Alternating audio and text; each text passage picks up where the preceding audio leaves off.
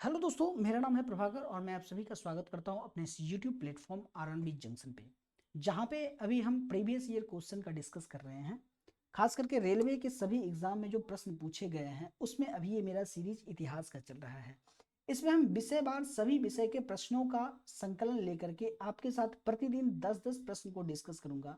आप सभी इस बात से विदित होंगे कि जून और जुलाई में एनटीपीसी का नोटिफिकेशन प्रस्तावित है। उसके बाद ग्रुप डी का प्रस्तावित है, एएलपी टेक्नीशियन का आ चुका है। दोस्तों, अगर अभी से आप इस एग्जाम के लिए लगे रह गए तो आपको निश्चित रेलवे में सफलता मिल जाएगी।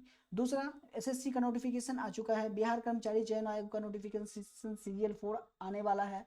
उसके बाद इंटर स्तरीय आ चुका है, झारखंड कर्मचारी आयोग का एग्जाम है, यूपीपीसीएस आरओ और एआरओ का एग्जाम है।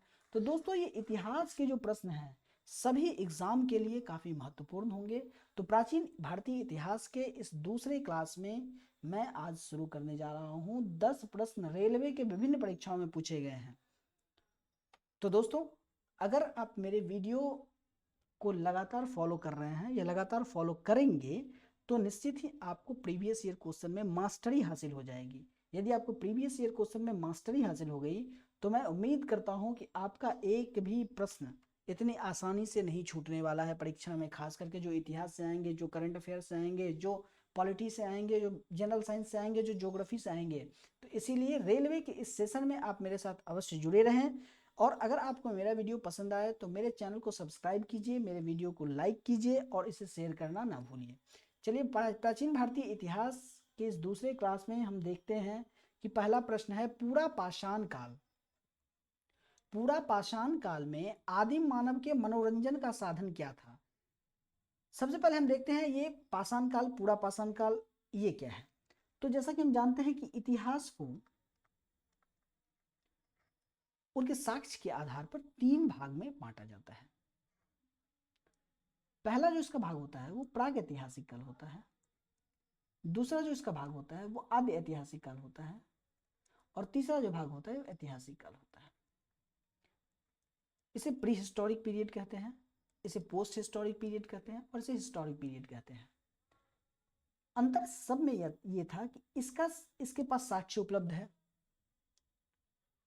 लेकिन इसके पास कोई लिखित साक्ष्य उपलब्ध नहीं है। इसके साक्ष्य उपलब्ध हैं लेकिन लिखित रूप में नहीं है, इसकी कोई लिपि नहीं है।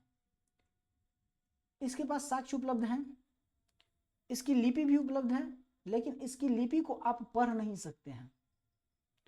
और तीसरा जो ऐतिहासिक काल है, इसमें साक्ष्य भी उपलब्ध हैं और इसकी लिपि भी उपलब्ध है और लिपि को आप पढ़ भी सकते हैं। यानी कि प्रागैतिहासिक काल में सिर्फ साक्ष्य के आधार पर आपको देखा जाता है।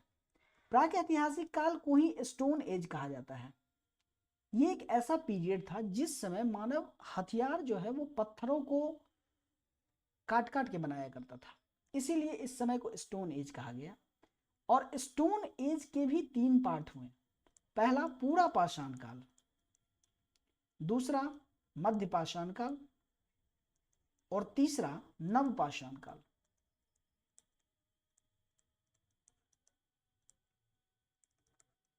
आपके पास जो प्रश्न पूछा गया हुआ है, पाषाण काल में आदिम मानव के मनोरंजन का साधन क्या था? यानी कि इससे भी सबसे भी पहला वाला जो पीरियड था, स्टार्टिंग वाला जो फेज था, यानी कि पूरा पाषाण काल, उस समय मानव का जो आदिम मानव था उसका मनोरंजन का साधन क्या था? यह प्रश्न आरआरबी गोरखपुर एएसएम 2014 में पूछा गया है। ऑप्शन है शिकार, जुआ, संगीत और घुड़सवारी। तो इसका सही जवाब है शिकार। जब मानव सिर्फ पत्थर का इस्तेमाल किया करता था, पत्थर का बेदनी बनाया करता था, पत्थर की खुरचनी बनाया करता था, पत्थर का हस्त कुठार बनाया करता था। तो ये विभिन्न प्रकार का औजार मानव उस समय पत्थरों से बनाया करता था और इस पत्थरों से सिर्फ शिकार करता था और सिर्फ शिकार पे ही निर्भर रहता था। इसी तरह इस प्रकार हम देखते हैं कि पूरा पाषाण काल में जो आदिम मानव का मनोरंजन का साधन था वो मुख्य रूप से शिकार ही था। अगला प्रश्न है कि हड़प्पा संस्कृति की मुद्राओं एवं पक्की मिट्टी की कलाकृतियों में किस पशु का चित्रण नहीं मिलता है? हड़प्पा संस्कृति की मुद्रा, ये मान लीजिए मुद्रा है हड़प्पा संस्कृति की, और पक्की मिट्टी का भी जो भी कलाकृति बनाया जाता था, जैसे कि मृदभांड बनाया जाता था और कुछ खिलौने बनाए जाते जाते थे, तो उन सब में किस पशु का चित्रण नहीं दिखा जाता है? कौन सा ऐसा पशु है जिसके बारे में कुछ नहीं दिखा गया? ये आरआरबी रांची 2006 में पूछा गया प्रश्न है। दोस्तों ऑप्शंस है गाय, हाथी, गैंडा और बाघ। इसका सही जवाब है गाय। हड़प्पा संस्कृति की मोहर एवं टेराकोटा की कलाकृतियों में गाय का चित्रण नहीं मिलता है, जबकि हाथी दिखता है, गैंडा दिखता है, बाघ दिखता है, हिरन दिखता है। ये सभी चीज मिलते हैं सिवाय गाय के। गाय जो है ये मुख्य रूप से वैदिक काल से प्रारंभ हुआ। इसका जो महत्व है वो मुख्य रूप से वैदिक काल से देखने को मिलता है। अगला प्रश्न है, सिंधु घाटी सभ्यता के लोगों की मुद्रा यानी कि कॉइन्स, सिंधु घाटी सभ्यता में लोगों की जो मुद्रा हुआ करती थी उसमें किस देवता की आकृति चित्रित होती थी? पहला है ऑप्शन में पशुपति, दूसरा इंद्र, तीसरा विष्णु और चौथा वरुण। इसका सही जवाब है पशुपति। तो सिंधु घाटी सभ्यता में जो मुद्रा होती थी उस मुद्रा पे जो चित्र आकृति या जो चित्रित होती थी उसमें पशुपति की चित्र बनाई रहती थी। इस चित्र कुछ इस प्रकार से होती थी कि एक व्यक्ति होता था जो ऐसे योगी वाले अवस्था में बैठा हुआ था, इसके एक साथ गैंडा, भैंसा,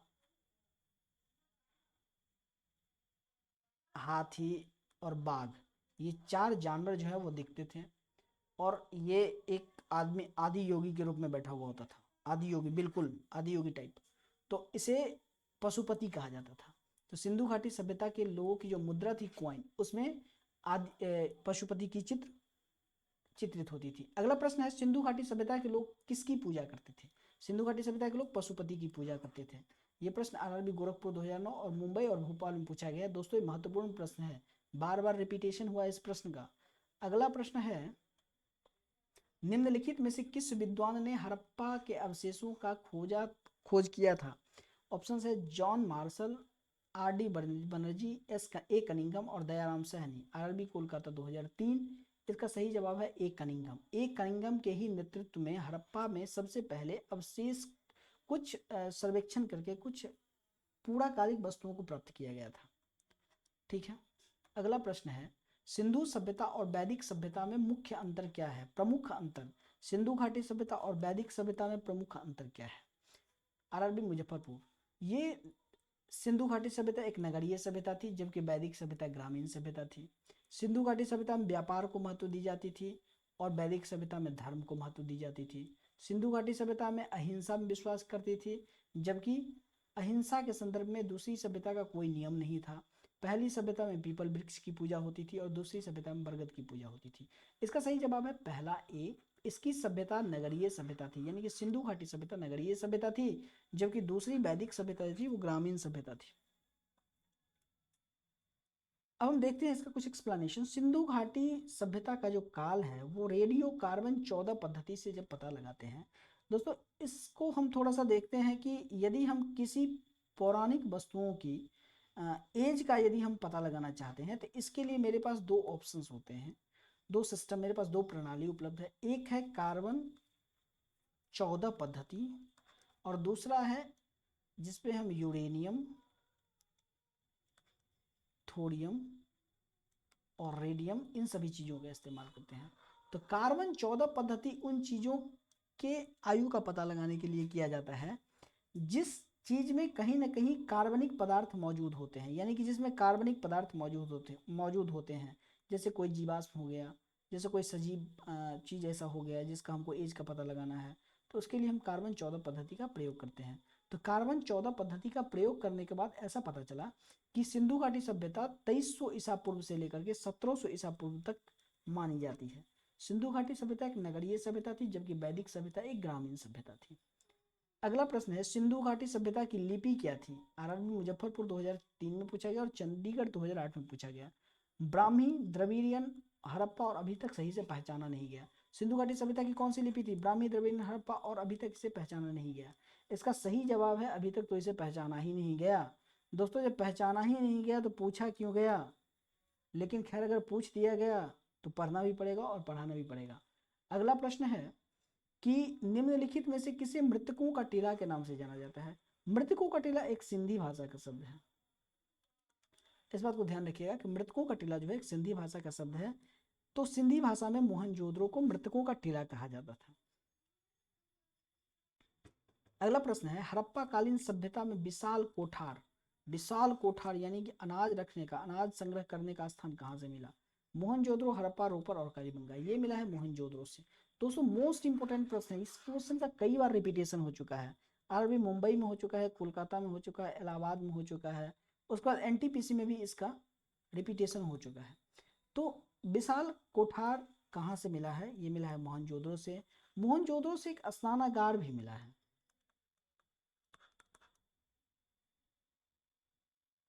इसका एक्सप्लेनेशन हम देखते हैं। मोहनजोदड़ो का सर्वाधिक उल्लेखनीय स्मारक विशाल स्नानागार भी है।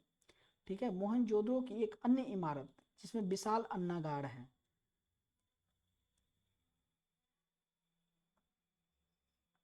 निम्नलिखित में से कौन सा सिंधु घाटी सभ्यता के संबंध में सही है। उनके घर ईंट के बने होते थे। सभा भवन की खोज मोहनजोदड़ो में हुई। घर की निर्माण योजना में लहुला चौक मुख्य लक्षण था। उपयुक्त में से सभी। इसका सही जवाब है उपयुक्त में से सभी। सिंधु घाटी सभ्यता में घरों के निर्माण में, सिंधु घाटी सभ्यता में घरों के निर्माण में ईंटों का प्रयोग किया जाता था। मोहनजोदड़ो और हड़प्पा से पकी हुई ईंटों के भी कुछ साक्ष्य मिले हैं। मकान के निर्माण में वहां पे पकी हुई ईंटों का भी इस्तेमाल किया जाता था। प्रत्येक आवासीय भवन, जितने भी आवासीय भवन होते थे उनके बीच में एक आंगन होता था। मोहनजोदड़ो के स्मारक में एक विशाल सभा भवन की भी रूपरेखा मिलती है। इस प्रकार ये सभी ऑप्शंस आपका सही है। दोस्तों आज का मेरा ये 10 क्वेश्चन का जो सीरीज था वो समाप्त हुआ। अगर आपको मेरा वीडियो पसंद आया हो तो आप मेरे चैनल को सब्सक्राइब कीजिए, वीडियो को लाइक कीजिए और शेयर अवश्य कीजिए। जैसा कि आप जानते हैं कि एनटीपीसी का नोटिफिकेशन अपकमिंग है, जल्द ही आने वाला है। तो अगर आप मेरे वीडियो पे लगातार बने हुए हैं तो मैं इस चैनल पे विषयवार कलेक्शन लेकर के आ रहा हूँ। जितने भी प्रीवियस ईयर प्रश्न पूछे गए हैं उन सभी का कलेक्शन मैं सब्जेक्ट वाइज लेकर के आ रहा हूँ। History, geography, polity, economics, science, current affairs, इन सभी सेशन में आप मेरे साथ जुड़िए। और यदि आप मेरे साथ जुड़ते हैं तो प्रीवियस ईयर क्वेश्चन पे आपकी पकड़ बन जाएगी। ऑटोमेटिक आपका स्कोर बूस्ट होने लगेगा और आप अपने सफलता के काफ़ी करीब पहुंच जाएंगे। तो चलिए, अगर आपको मेरा वीडियो पसंद आए तो इस चैनल को सब्सक्राइब जरूर कीजिएगा, वीडियो को लाइक करके शेयर अवश्य कीजिएगा। Thank you.